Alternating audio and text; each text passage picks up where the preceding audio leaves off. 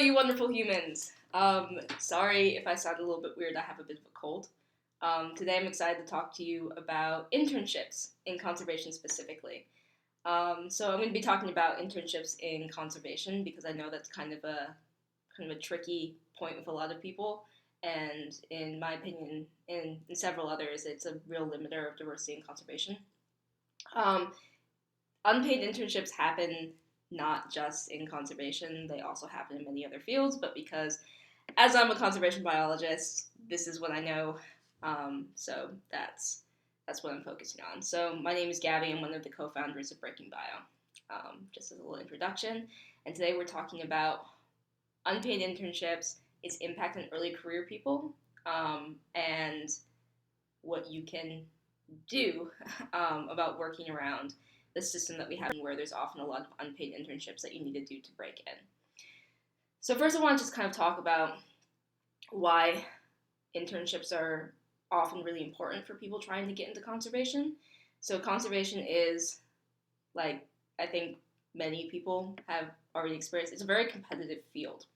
A lot of people want to get into conservation because they're really passionate about wildlife. And that doesn't just mean science or research, that means a lot of different aspects of conservation. So, conservation outreach, conservation fundraising, conservation wildlife rehab, zookeeping is often mixed in as there as well. So, just a lot of different in situ, which means in country, and ex situ, out of country, conservation is competitive.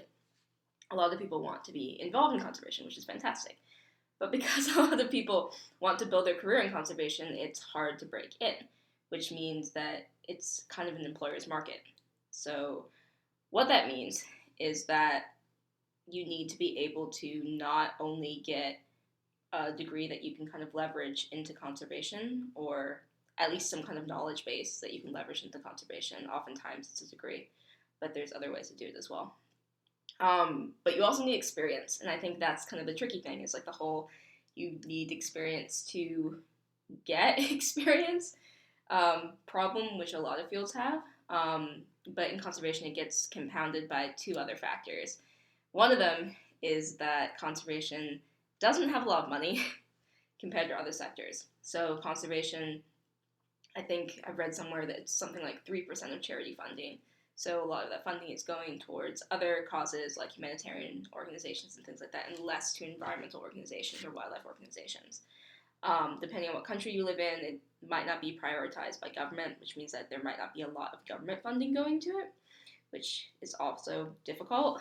And on top of that, you often need a lot of experience in terms of you can't just learn things in conservation necessarily from taking classes, which is why a lot of really good programs will have internships built in to the course, which is great, or they might have classes that have a practical component, because especially if you're going into something like field biology, or you're starting out there, which a lot of people do before they move into management or move somewhere else, you need to kind of know field skills. So that might be you need to have experience camera trapping, you need to have experience in rural environments or working with communities and all these different skill sets. Population biology, tracking, live capture, all these different really specific skill sets. So when you look at a lot of jobs, they kind of already expect you to have all those skill sets, where it's like, you must have experience camera trapping, you must have experience live trapping, in terms of if you're doing live animal work, or you must have experience working with communities. And a lot of them want experience abroad, especially like if you want to end up specializing in issues that are more focused in countries other than your own, they often expect you to have experience within that country. All these things are expensive in terms of time, in terms of opportunity, in terms of money. So that is complicated.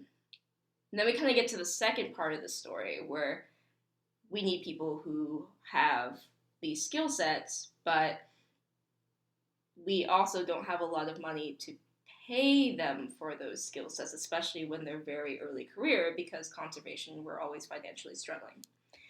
So you end up getting serial unpaid internships.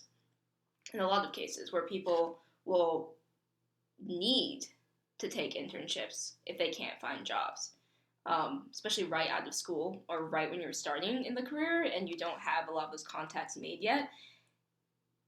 You have to take these unpaid internships. And when I'm talking about unpaid internships, I'm not talking about, for example, someone who interns on the weekends, or someone who is kind of doing it on a avocational basis. They're doing it kind of because they enjoy it, or because it's meaningful to them, not necessarily because they're making it their career.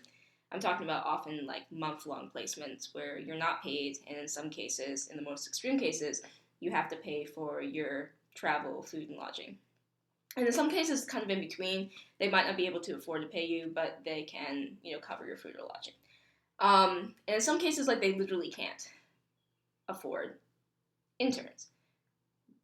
But the issue with that, which kind of, it's not necessarily an immediate impact that's apparent, but over time, what happens is that if people are unable to apply to these positions because, for example, they're from a disadvantaged background, or they have kids, or they just don't have the money built up yet where they can kind of go off and do these things, it's often quite difficult. So it does kind of self-select for certain types of people to be more prevalent in conservation. And the reason why this is a problem is because conservation is extremely complex in terms of we're dealing with like difficult issues, like difficult problems that need a lot of collaboration across disciplines. And people from different backgrounds have different points of view, which is why diversity is important. Like, when I say diversity is important, it's not because that I self-identify as a diverse person and that's why I think it's important. It's because it literally makes the field stronger and brings in points of view that are really important to help solve these problems that we're dealing with in conservation. So that's kind of the difficult part of all of this. So because of that, what happens, sorry, I was just checking my battery. Because of that, what ends up happening is, there's kind of a self-selection process. So how did I get into conservation? I think I've mentioned it once before. I've always wanted to be in conservation. I've never wanted to do anything else. This is kind of what I've always wanted to do, and I think a lot of people who are into the field feel similarly, not all of them, a lot of them, where it's a passion that you got when you were very young, and you don't necessarily always know exactly where it came from. Sometimes you do, sometimes you don't. So I couldn't take unpaid internships until I was pretty far into my career. So my first internship, I had to Fish and Wildlife where I was paid. And then after that, I was able to get a scholarship to go to South Africa through Rotary International because a lot of my work ties into humanitarian concerns as well as environmental concerns. So I worked hard for that, but I also, that was a lot of luck as well. They didn't have to select me, and I'm really grateful for that. So that's kind of how I broke in. But a lot of people end up having to take several unpaid internships in a row to kind of build those contacts and things like that. There's a really great paper that I want to share with you guys. So it is from the Wildlife Society Bulletin. It was published in November 2015, and it has a very blunt title, which I kind of like, which is Volunteer Field Technicians Are Bad for Wildlife Ecology. And it's written by Ariel M.V. Fournier, I'm pretty sure I'm mispronouncing that, and Alexander Bond. So in this paper, they make a point of talking about how unpaid internship model in conservation is kind of inherently exclusionary and how we can address that. And it's really complicated because in some cases, it's important I think it's important for unpaid internships not to exist because there's a precedent for it, because it's competitive and people are willing to do it. That's not really a good excuse for those to exist. I think if it's more of a question of affording unpaid interns, I think that becomes a much more complex question, as in how much are you willing to compromise in terms of having unpaid field techs versus having something else. If you're putting your money into unpaid field techs, you might not be able to do your research, but then is it ethical to do that, and all these different questions. So that's a very individual question that every organization who has unpaid interns kind of has to ask of themselves. But I think it's really important to kind of open up a discussion and kind of talk about this honestly and openly, because it's something that kind of everyone in the field knows happens, but we don't always talk about it openly. I'm going to leave a link to this paper a little bit later in the description. But what I also found really interesting about this paper is it brings up a lot of the same points from another paper that was written in 2003.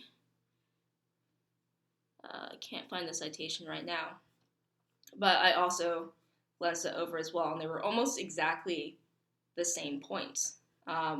So yeah, Whittaker 2003.